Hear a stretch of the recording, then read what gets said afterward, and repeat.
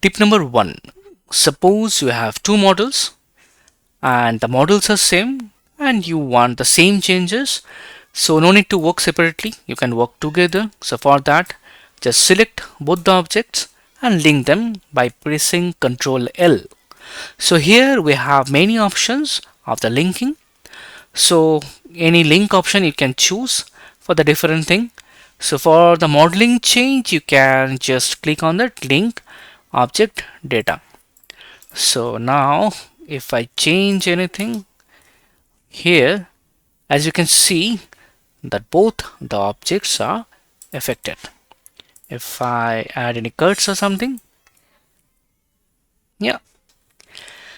Tip number 2. Suppose you have a model and already you did the texture and UV, and if I now just scale the model or did any changes, see the texture is stretched. So no worries, just you need to go to here in the tool section, then go to option, and inside that they have an option that is correct face attribute. Just clicked it. Now, yeah, it's fixed. You can do anything with that. Tip number 3. Suppose you have some objects like that.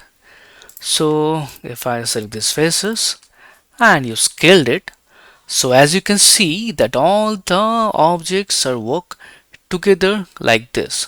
So I need a individual scales on that.